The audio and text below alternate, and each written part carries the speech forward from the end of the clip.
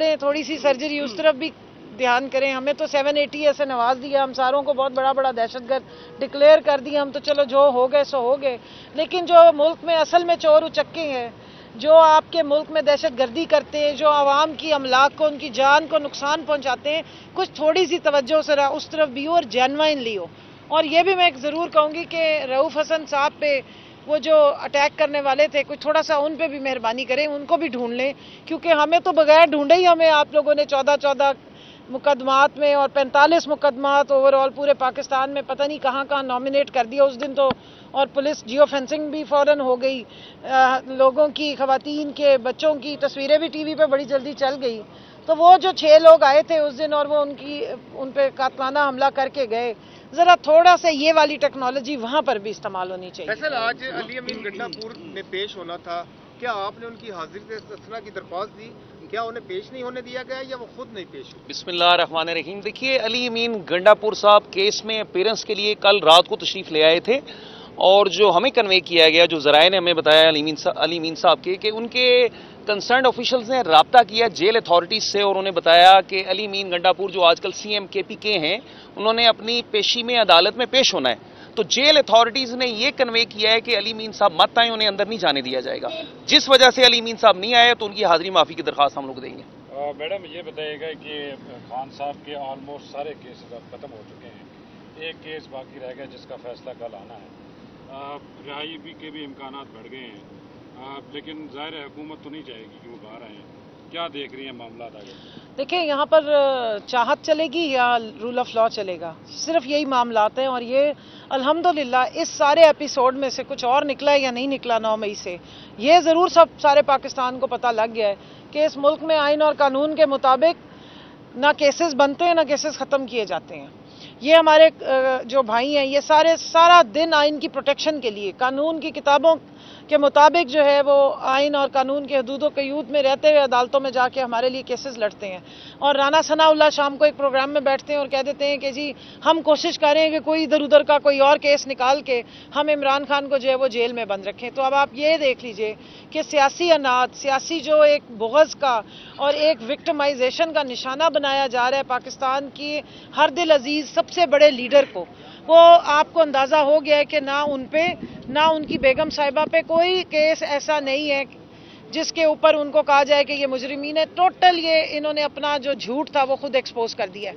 میں یہاں پہ یہ ضرور کہوں گی کہ بشرا بی بی کو 3.5 سال کی حکومت جب ہماری تھی, ہر روز آپ دیکھ لیں کہ کبھی فرا گوگی کے نام سے, تو کبھی جی فلاں جگہ کرپشن ہو رہی ہے, وہ فلاں سے مل کے یہ لے لی ہے, اور جس وقت اندر بند کیا یا انہیں سزا دی ہے تو پھر وہ لے کر کے آئے عدت کیس, یعنی خواتین کے وہ نجی معاملات جو ایک اسلامی اور ایک جمہوری معاشرے میں کبھی آپ لوگوں نے نہ سنے تھے, وہ ہم عدالتوں میں جا کے سنتے ہیں. پاکستان کی ماں بہن بیٹیوں کی عزتیں اس کیس میں جس طریقے سے آن سٹیک کی گئی ہیں, جو الفاظ بولے جاتے ہیں, جس طرح کردار کشی کی گئی ہے, جو گند اچھالا گیا ہے, اس کی بھی اللہ معاف کرے. تو اس طرح کی مثالیں ہمیں اپنے ملک میں قائم کرنے کی ضرورت نہیں ہے.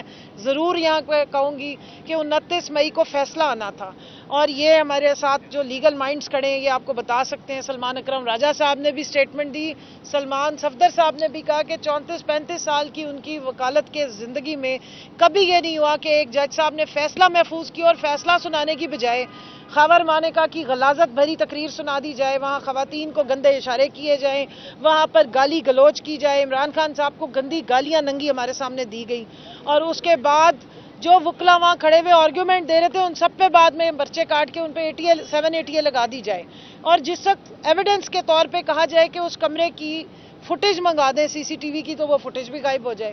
تو اتنی دیکھیں یہاں پر یہ چوپٹ راج نہیں ہونا چاہیے. اتنی لا قانونیت جو ہے وہ انسان لوگوں کو فرسٹریشن کی طرف لاتی ہے. ہم نے ہمیشہ آئین کی پابندی کی ہے, قانون کی پابندی کی ہے.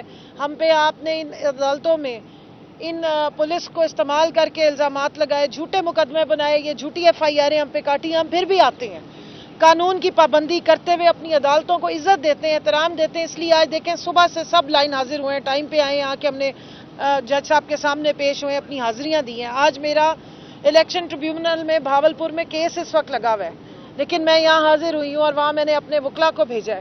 اور اگلی دفعہ کے لیے ان کی انسٹرکشن ہے کہ آپ نے ان پرسن حاضر ہونا ہے. تو ایک ہی ٹائم پہ ہم پہ 8 جگہوں پہ کیسز ہیں, 8 جگہوں پہ ہمیں عدالتیں بلا رہی ہیں, لیکن ہم جاتے ہیں. خان صاحب اپنے کیسز میرٹ پہ کنٹیسٹ کر رہے ہیں, حالانکہ کیس کوئی ہے ہی نہیں. تو اس لیے میں یہ صرف کہوں گی کہ انشاءاللہ پوری امید ہے یہ ساری سیاسی اناد اور ایک سیاسی وکٹمائزیشن ہے. تکلیف صرف یہ ہے کہ ملک کا جو اصلی وزیر اعظم ہے, فارم 45 کی جو حکومت بنتی ہے اس کو فارم 47 والے باہر نہیں آنے دینا چاہتے. انا کی جو اپنی بھینٹ یا یہ کہتے ہیں کہ سیاسی اناد اور جو دشمنی ان کے دل میں یا بغض ہے, اس کی وجہ سے عمران خان صاحب کو اس جیل میں بند کیا گیا ہے اور ان کی پارٹی کے لوگوں کے ساتھ یہ سلوک ہو رہا ہے. آپ نے دیکھا سپریم کورٹ میں بھی ہمیں کس کس قسم کے کامنٹس آ رہے ہیں, اور وہاں پر بھی ریزرو سیٹس کا کیس لگا ہوا ہے.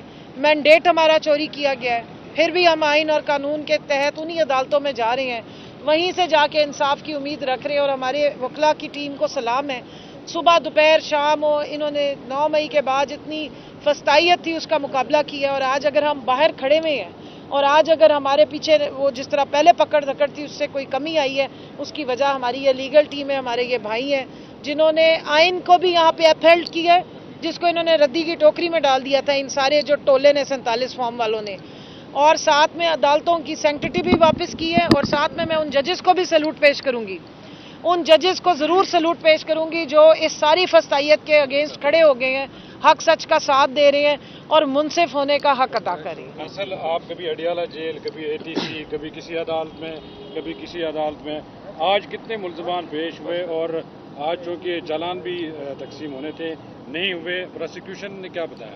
شبیر ڈار صاحب, جہاں تک مختلف عدالتوں میں جانا ہے تو میری ذاتی رائے یہ ہے کہ PTI کے لیے اور پاکستان کے عوام کے لیے ہماری عدلیہ ہماری آخری امید ہے اور ہمیں عدالتوں سے انصاف ملا ہے.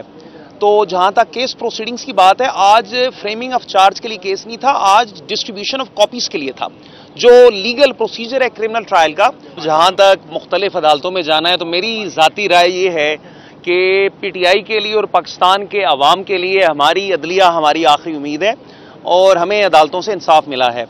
تو جہاں تک کیس پروسیڈنگز کی بات ہے, آج فریمنگ آف چارج کے لیے کیس نہیں تھا, آج ڈسٹریبیوشن آف کاپیز کے لیے تھا, جو لیگل پروسیجر ہے کرمنل ٹرائل کا.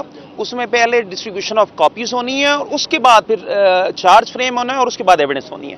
جہاں تک مختلف عدالتوں میں جانا ہے تو میری ذاتی رائے یہ ہے کہ PTI کے لیے اور پاکستان کے عوام کے لیے ہماری عدلیہ ہماری آخری امید ہے اور ہمیں عدالتوں سے انصاف ملا ہے. تو جہاں تک کیس پروسیڈنگز کی بات ہے, آج فریمنگ آف چارج کے لیے کیس نہیں تھا, آج ڈسٹریبیوشن آف کاپیز کے لیے تھا, جو لیگل پروسیجر ہے کرمنل ٹرائل کا.